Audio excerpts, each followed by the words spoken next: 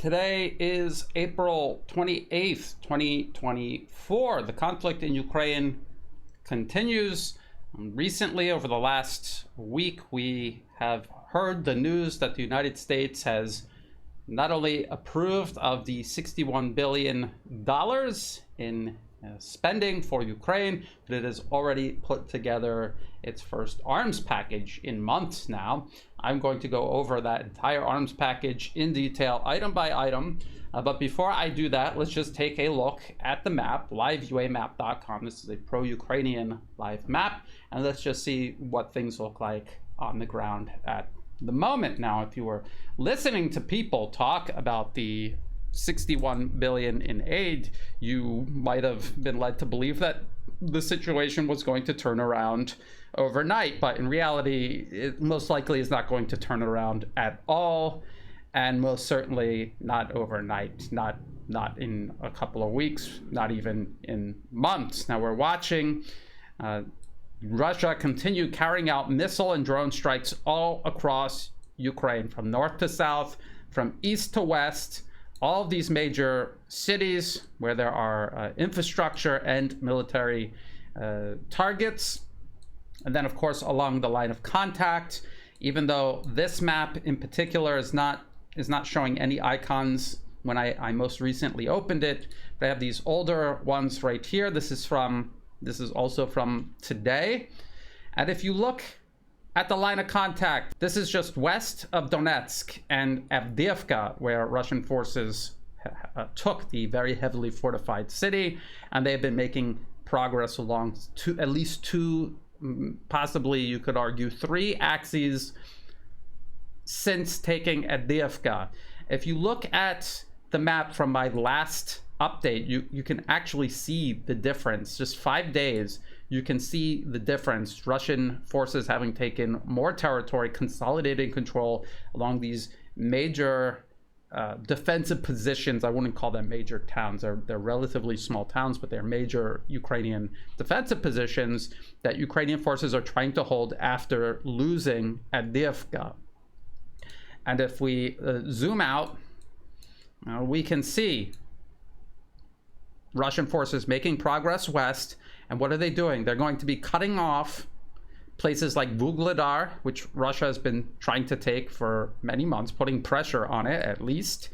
And also here, Seversk, we have seen progress all around and toward Seversk.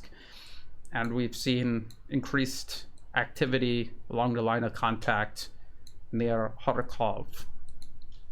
So the situation continues to deteriorate for Ukrainian forces. This is for a combination of reasons that no amount of money can solve. They have a manpower crisis. They are out of trained manpower.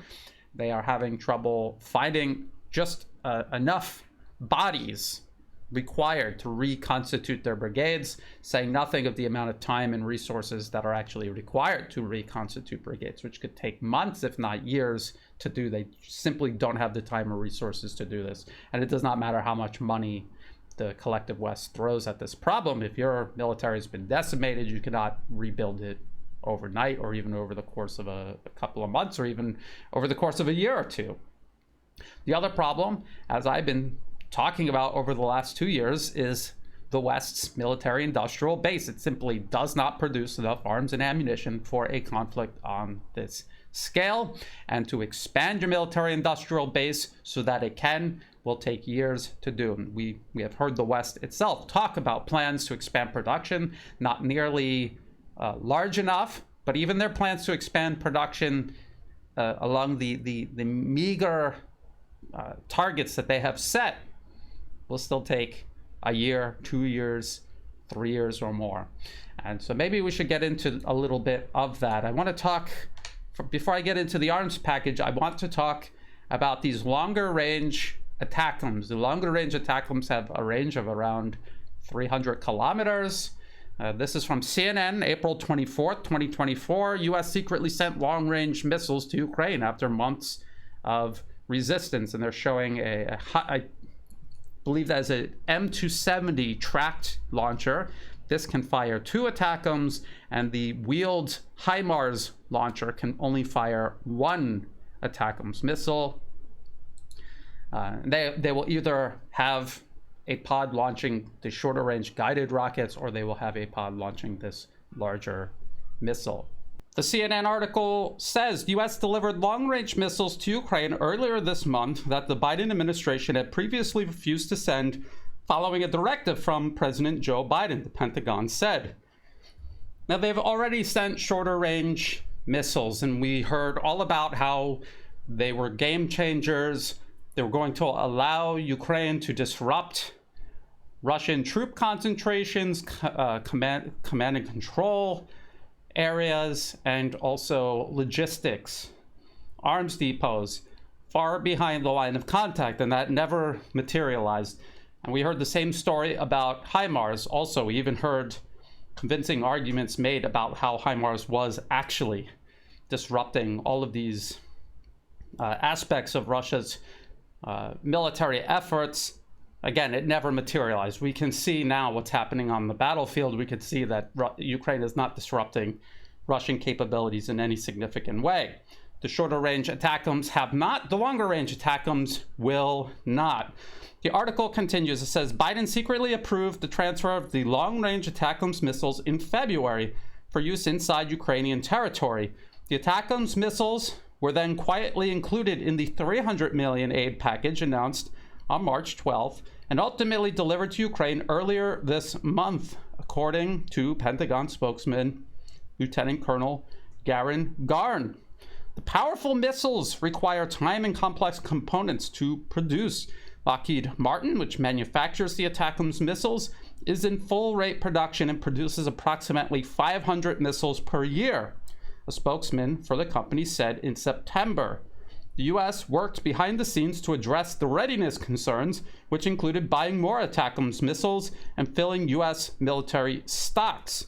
As a result, we are able to move forward with the provision of ATACMS while also maintaining the current readiness of our armed forces, said Pentagon spokesman Major Charlie Dietz. So it has a longer range, 300 kilometers. There's a limited number of these. There's approximately 1,500 in U.S. stockpiles, and Lockheed claims that it's making 500 of these missiles a year. And there's a limited supply or a reluctance to supply Ukraine with these missiles because the U.S. wants to use them for the war they're trying to provoke with China right now in the Asia-Pacific region. This capability, the ATACMS, provides Ukraine. Let's pretend the U.S. is going to send every missile that it has to Ukraine, and Ukraine is going to use them. Is this a war-winning capability? Is this a capability that Ukraine now has that Russia does not? And of course, the answer is no, and I've already gone over this long before the first shorter-range ATACMS was ever sent. Let's take a look at this article from Al Jazeera. Russia doubles down on fast, cheap, unguided bombs to attack Ukraine. This was January 2024. I guess this is before the glide bombs, which are guided. A lot of them are guided. I don't know why they say unguided. So it says Russia produces more ballistic missiles, glide bombs, and drones as Ukraine targets Russian military installations from afar. What missile are they talking about? They're talking about Russia's short-range ballistic missile. The Iskander is the equivalent, the Russian equivalent of the ATACMS. It has a range of 500 kilometers, so it has a longer range than the ATACMS, even the longest range ATACMS that the U.S. has sent Ukraine. It's more modern. It's been upgraded repeatedly. It's a more capable weapon system than the ATACMS. Al Jazeera says Russia can only produce about 42 Iskander missiles and 4 Kinzhal missiles a month, said the Institute of the Study of War, and was enlisting the production capabilities of Iran and North Korea to overwhelm Ukraine with firepower. But 42 Iskander missiles a month times 12 is over 500. So Russia is making at least as many Iskander missiles as the U.S. is making ATACMS missiles, unlike the United States, who is making these ATACMS missiles for customers all around the world and also wanting to hold on to a number of them for the other wars the U.S. wants to provoke around the globe. Russia can concentrate its Iskander missile production for its special military operation in and around Ukraine. What about the effectiveness of the ATACMS? Ukraine has already been using the shorter range ATACMS. Has it been making a huge difference? No, it has not. It is having all of the same problems the shorter range guided rockets have been having, fired by these same launch vehicles, the tracked M270 and the wheeled HIMARS launcher. Do we remember this article from CNN? Russia's jamming of US-provided rocket systems complicates Ukraine's war effort. This was all the way back in May 2023, almost a year ago. And this is what a lot of people predicted before HIMARS was even sent. Russia has some of the best air and missile defense systems on Earth. They also have some of the best electronic warfare systems, including jamming systems, capable of jamming all kinds of things, including GPS, with which these rockets and missiles use to hit their targets precisely. If you disrupt the GPS signal, the rocket and the missile will fall off course. They will not strike their targets. The CNN article says Russia has been thwarting US-made mobile rocket systems in Ukraine with more frequency in recent months, using electronic jammers to throw off its GPS-guided targeting system to cause rockets to miss their targets. Multiple people briefed on the matter told CNN. So if that was happening with the GPS-guided rockets, why will this not happen with GPS-guided missiles? We also have heard Russia claim that it has been intercepting ATACMS missiles, which are launched in salvos at any particular target. Recently, there was an airfield in Crimea that was targeted. I was looking for satellite photos, evidence that anything was destroyed in the airfield. I did not see. I specifically follow pro-Ukrainian commentators on social media, on Telegram, on X, and I did not see any evidence of any sort. For the number of missiles launched, I did not see a corresponding amount of damage, which means they either missed their target because they were jammed or they were intercepted by Russian air and missile defense systems. And this has been the case with the Storm Shadow air-launched cruise missiles. Again, the guided rockets that Ukraine has been using now, fired by HIMARS and the M270, and even JDAM, the US version of the glide bomb. Even those have been jammed and disrupted and even intercepted. Is the ATACMS, under ideal conditions, is this some sort of war-winning capability? People see these weapon systems, they obsess over them, they imagine that somehow they're going to turn the war around. These are people who claim that Russia is losing the conflict. Paradoxically, they also are always seeking a game changer because the game is going very poorly for Ukraine, apparently. So they imagine that the ATACMS is somehow going to turn the table on Russia. But if a short-range ballistic missile was capable of winning this war, Russia would have won it long ago. They've had these missiles all along. They produce as many, if not more, than the US does. They have many more of them available for use in this military conflict. They have a longer range. They are more capable. Ukraine is less capable in terms of air and missile defense systems and electronic warfare, including jamming.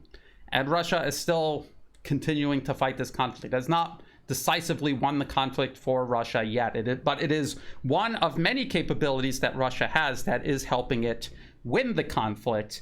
Ukraine is not going to receive an equal or greater number of these than Russia is using.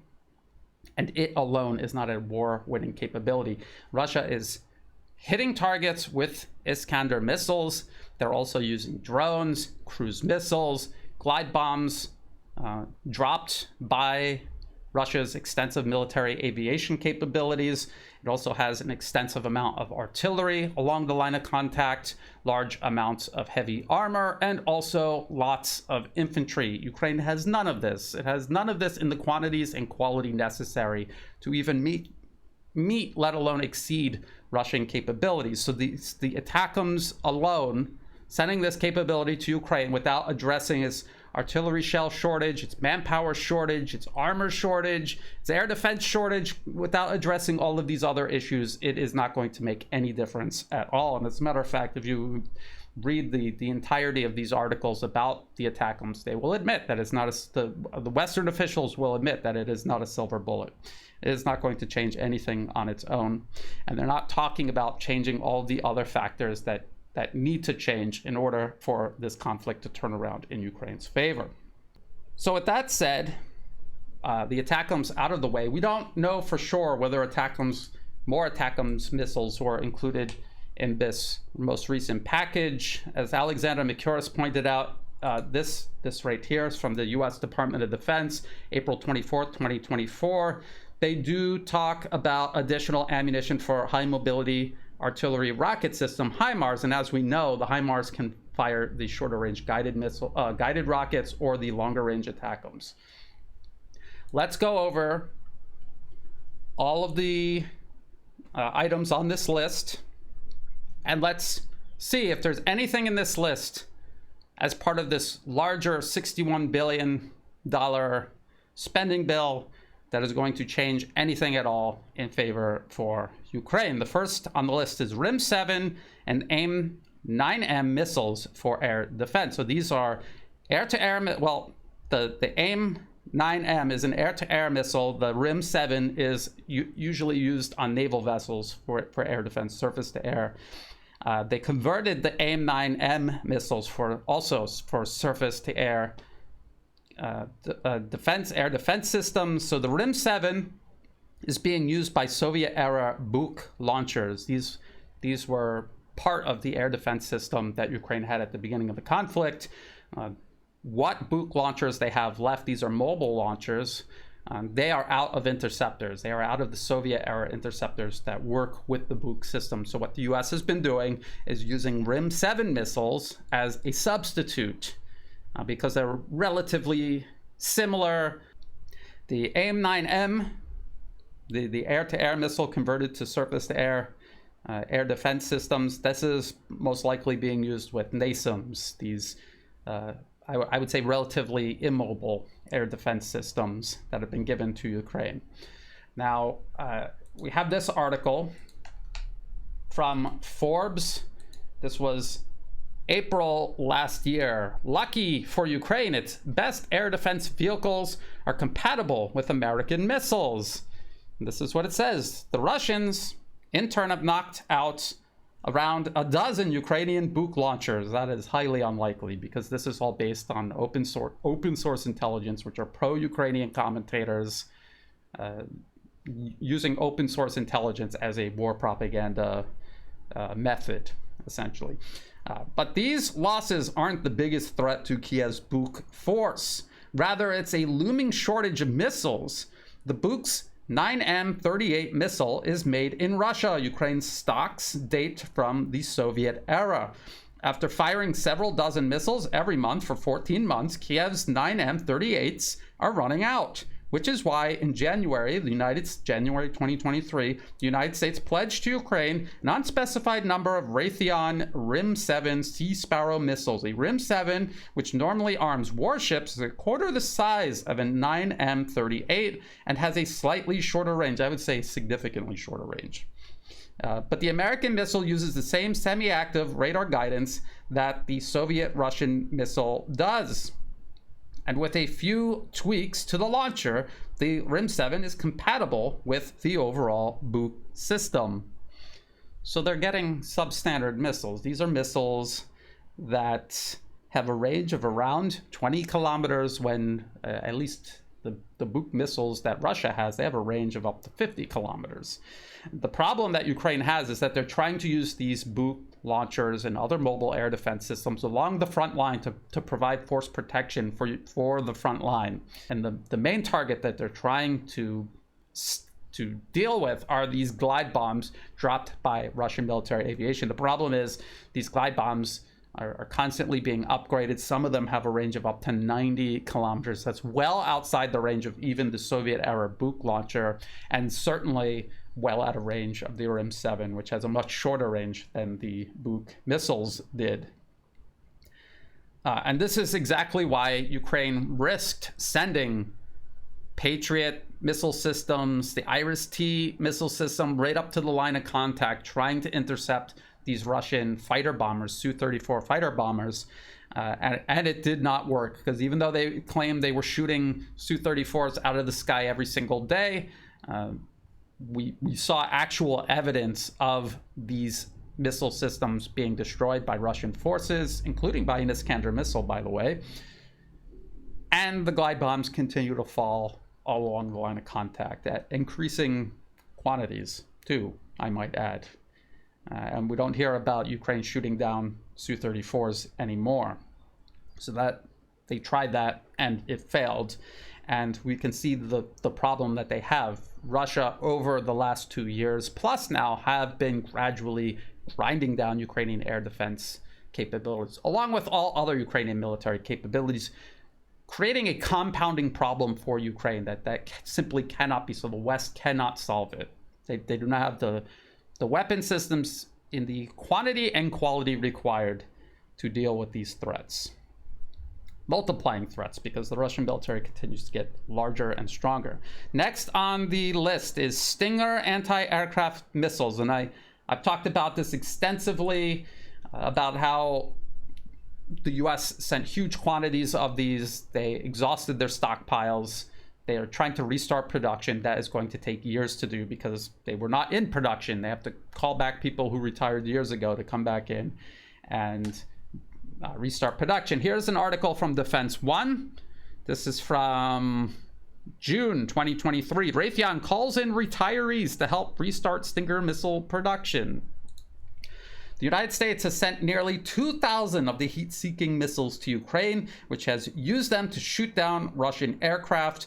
All of those missiles have come from U.S. military stockpiles. And the Biden administration said this week it will send even more Stingers to Ukraine. And we see they continue to send whatever of these systems remain to Ukraine.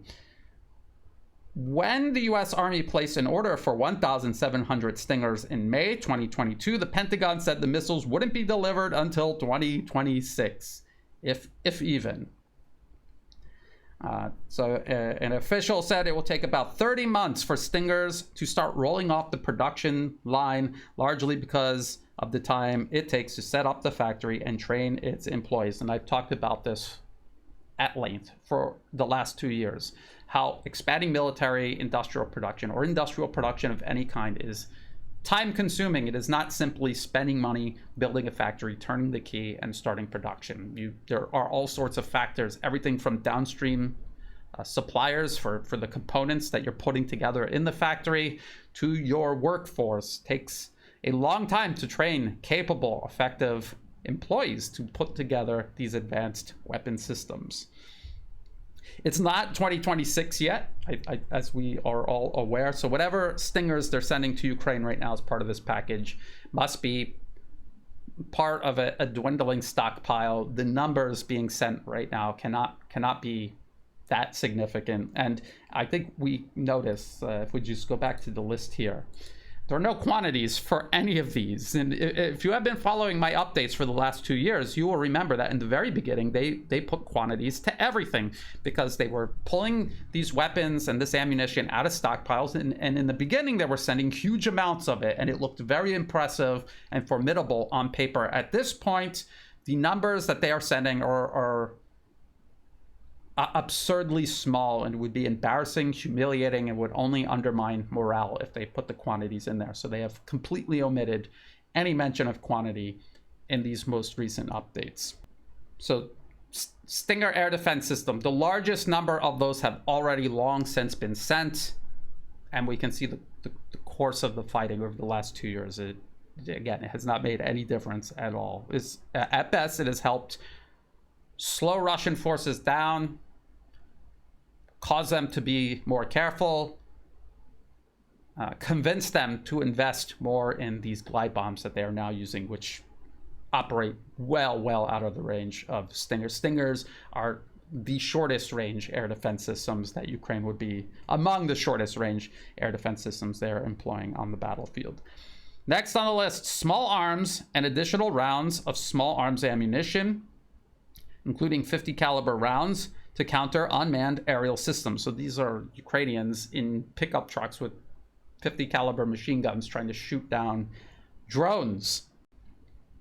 And if you remember these updates, small arms ammunition used to be one of the last items they did include quantities for, because it would be 5 million rounds and it would sound really impressive to people who don't know anything about modern combat. But a couple of million rounds for just one brigade of 4,000 soldiers, if they are engaged in combat on a daily basis, they will go through that in less than a week. But this time they didn't include quantities at all, and I suspect that it's because it would be the only item on the list where they would give a quantity, and that would just call more attention to the fact that there are no quantities for any of the other items. That's just my speculation. Additional ammunition for high mobility artillery rocket systems. I've already talked about that. The guided rockets that CNN emitted last year are being they're not only being intercepted, but they're also being jammed, and they're failing to hit their targets. They're no longer seen as effective. And of course, that could also mean additional ATACMS missiles. But again, the ATACMS have all the same problems that the shorter range ones have and that the guided rockets have. It's not a war-winning capability. Next, 155 millimeter artillery rounds, including high explosive and dual purpose improved conventional munitions, cluster munitions. They were sending that for artillery because they were out of high explosive rounds. They were simply out of them. This was in the middle of the 2023 Ukrainian offensive. They sent cluster munitions because it was the only thing they had on hand that they could give Ukraine to shoot from their artillery pieces. Artillery ammunition shortages are still critical, and they will be indefinitely into the foreseeable future. This is a problem that the West isn't even talking about actually fixing. Yes, they're in the middle of increasing artillery shell production, but their own targets, their own production targets for 2025 to 2027 still fall short of what Russia is producing right now, saying nothing of what Russia will be producing by, say, 2025 or 2027. And this is an artillery war in many ways. This is one of the primary weapons used daily, extensively, all along the line of contact, and whoever has more artillery is going to have the advantage. And if you are only sending Ukraine a handful of the many capabilities that they need, and you're not giving them the essentials that are required, including artillery ammunition, they will lose this conflict. Next, 105 millimeter artillery rounds and also 60 millimeter mortar rounds. The 105 millimeter artillery rounds were only sent to Ukraine because they don't have enough 155 millimeter artillery rounds to send. You have to ask yourself, 105 millimeter artillery round, the gun that fires them has a much shorter range. How is that of any use for Ukraine if they're up against Russian artillery that is more numerous and has a longer range? What good is that going to do Ukraine? The answer is nothing. Manpower and artillery are almost certainly two of the most important requirements in this conflict, and Ukraine is out of both, and they're not going to get any more in the foreseeable future. Next, Bradley infantry fighting vehicles. These have never been supplied in numbers large enough to make any difference. It's almost a certainty that they are not going to get more now than they have already received ahead of the 2023 offensive. We watched during the offensive, the inclusion of Bradley infantry fighting vehicles made absolutely no difference. They were destroyed in large quantities. They have been towed off to Moscow for display. Sending infantry fighting vehicles alone, without additional tanks, without additional and sufficient amounts of artillery, and without any sort of proper air support, air defenses, it is going to make no difference.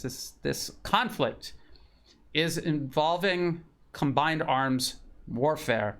And if you're only sending a couple of weapons without the others they need to create a combined arms force, they're going to fail on the battlefield. Never mind the fact that these are relatively new systems that would take Ukraine years to effectively incorporate into their armed forces. They've not had the time and the resources to properly integrate them. They're sending them to troops and asking them to operate it in critically short periods of time. They're going onto the battlefield without being able to operate them effectively. And the predictable result is large losses of them, the fact that they're making no difference on the battlefield.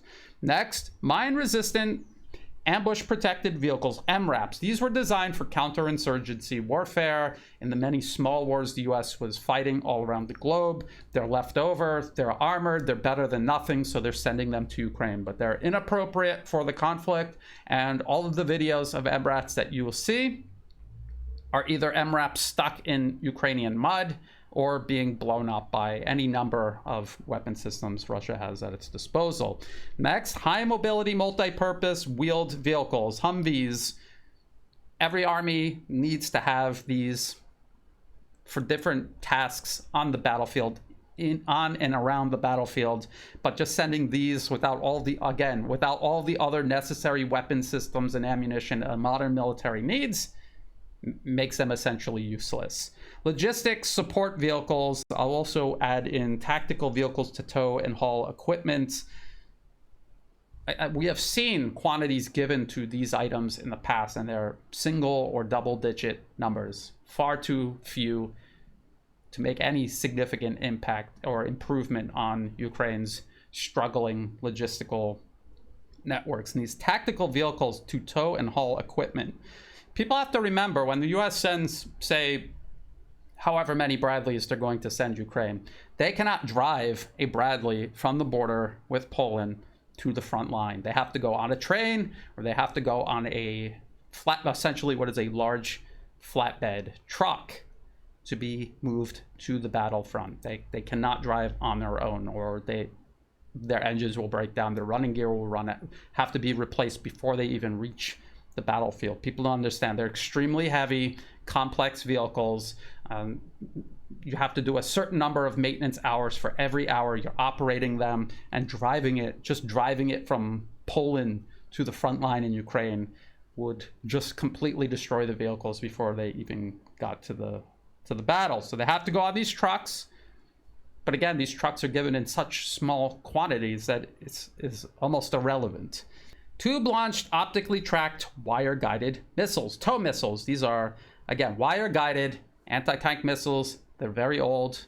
I learned to fix them when I was in the Marine Corps all the way back in the year 2000.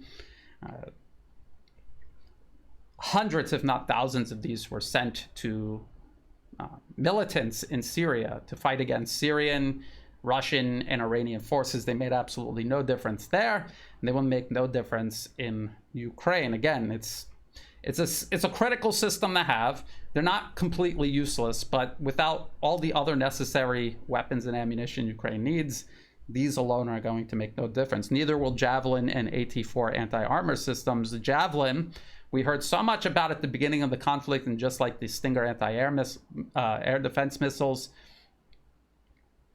they were sent in huge quantities. Stockpiles were depleted.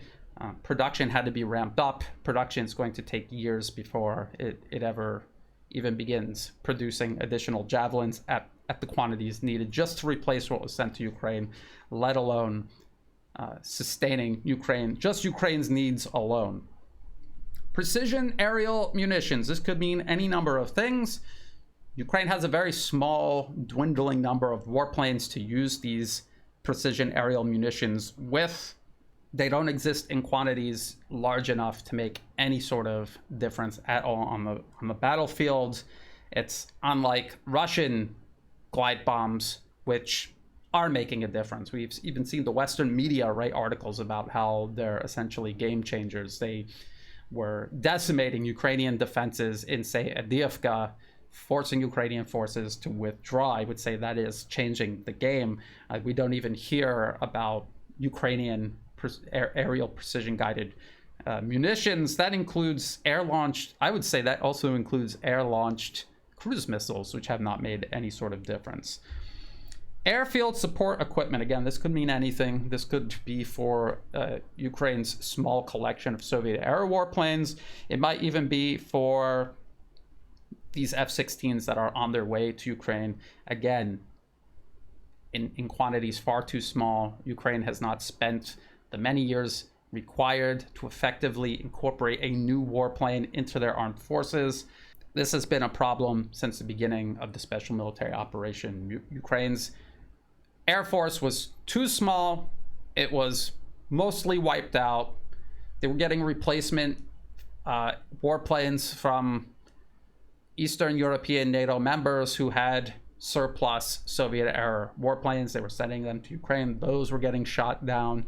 They have a very small number of aircraft left, and the F-16s that they're getting to replace this dwindling number of aircraft, because there are no more Soviet-era warplanes to send Ukraine, are going to be harder for Ukrainians to operate, and they have no capability that its previous warplanes did not also have. We have anti-armor mines, Claymore anti-personnel, munitions.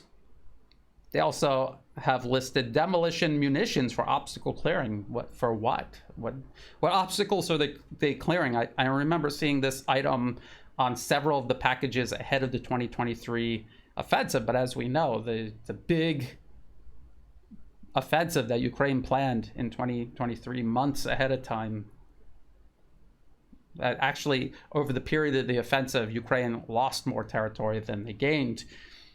So what is this package with these demolition munitions for obstacle clearing? What good is that going to do Ukraine?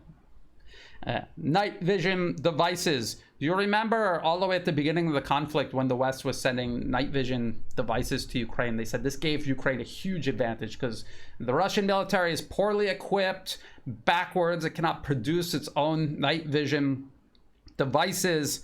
Ukraine is going to have a huge advantage over Russian forces. This is going to give them the edge on the battlefield. But we know that was never true. Modernized Russian main battle tanks all have thermal imaging. This allows them to see targets from kilometers away, day or night, regardless of what the weather is doing. And it enables them to see and hit a target on the first shot. This is a capability they had before the first Russian tank rolled into Ukraine.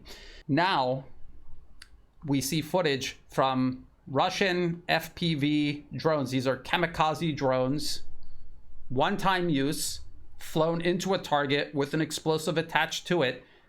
Even these have thermal imaging on them, allowing them to operate at night. So obviously, Russia has found a way to mass produce night vision devices, including thermal imaging, which is actually much more complicated and costly than, say, a passive night vision device, which amplifies light rather than sees in temperature.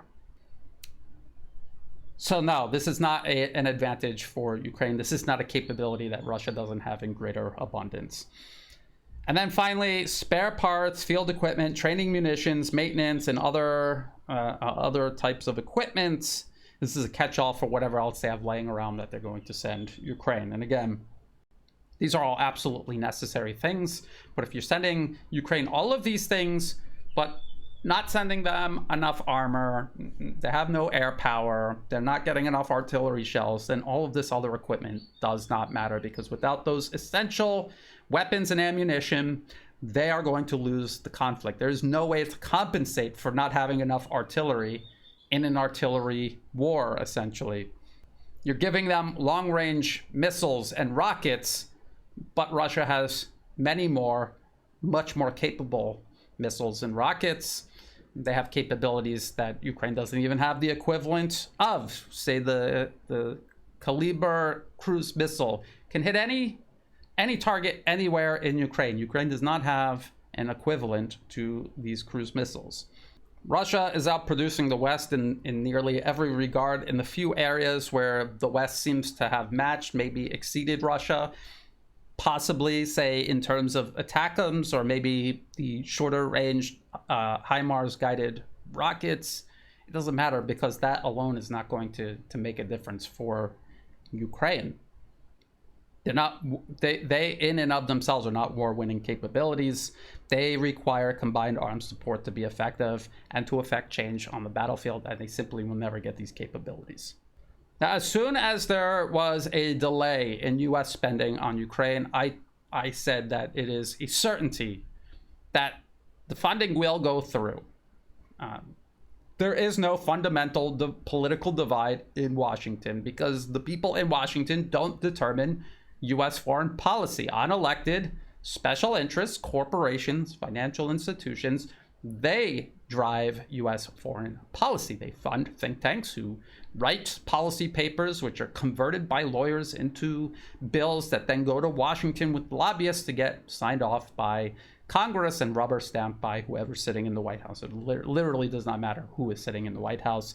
These wars will continue. These plans that the U.S. has for eliminating peer and near-peer adversaries, including Russia and China, they will continue until these special interests decide to no longer do this, and they seem very determined to continue moving forward. We have to remember, a lot of people think that U.S. President Trump, if he becomes president again, he is somehow going to walk the U.S. back from all of this. Remember, it was under the Trump administration that not just training for Ukrainian forces, but actual U.S. weapons began flowing into Ukraine. Do we remember this? ABC News from 2019, Trump administration approves new sale of anti-tank weapons to Ukraine. This was the Javelin anti-tank missile, and this was following up on an original approval of Javelin missiles to Ukraine in 2017. That was under the Trump administration. So in many ways, this was the United States crossing a red line for Russia that left Russia no choice but to launch the special military operation. Because if they did not, the U.S. would continue pumping more arms into Ukraine, more in terms of quantity, more in terms of quality, and they would create a military threat on Russia's border that eventually Russia would have a much more difficult time dealing with. Look at how difficult the special military operation has been up until now. Imagine how much harder it would have been if Russia waited another couple of years to deal with it. This all started under Trump, but it was not Trump's idea. He just so happened to be in the White House when it was time to begin sending actual weapons to Ukraine. If his competitor during the preceding elections was in the White House, they would have signed off on it just like he did.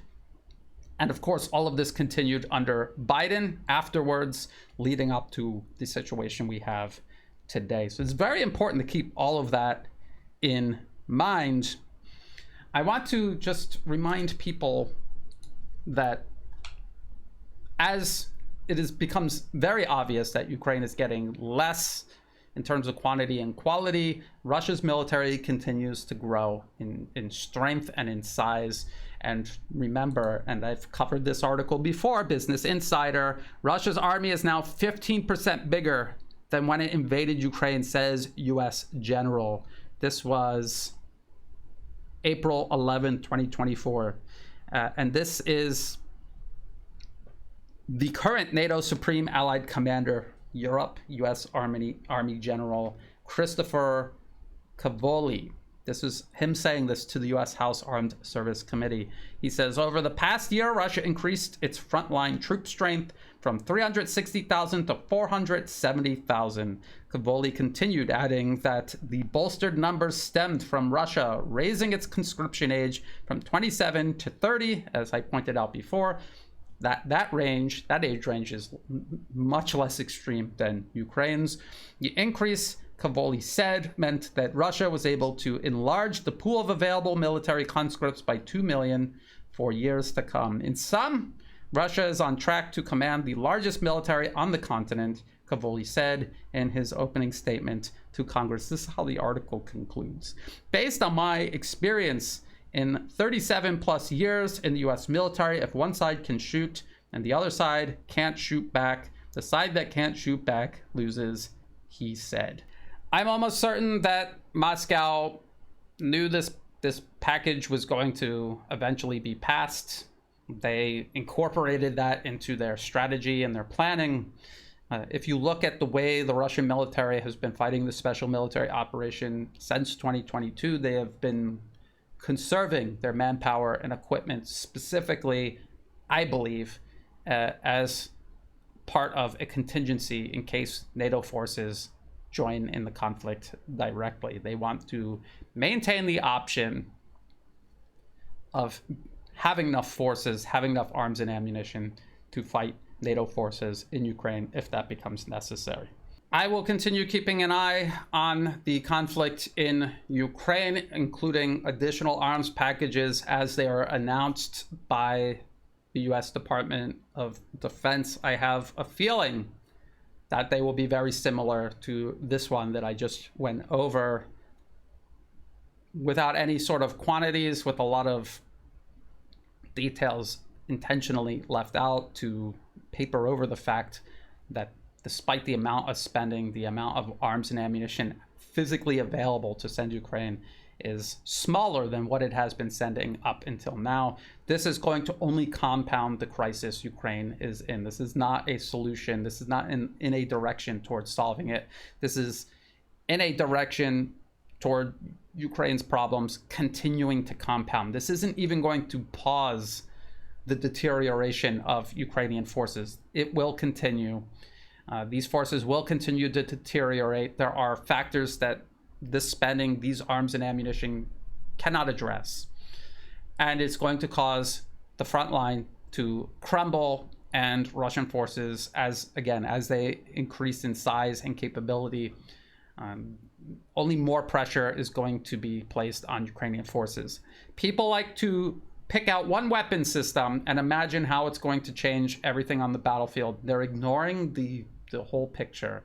You have to understand the whole picture and how all of this fits together and works together along the line of contact to determine the vector sum of where the fighting will go. And if you genuinely, objectively do that, you will see how much trouble Ukraine still is in despite this package being passed. Until then, if you thought this video was useful, please like and share. Think about subscribing. It's free to do. It helps the channel grow. Check out the video description below for other places you can find and follow my work.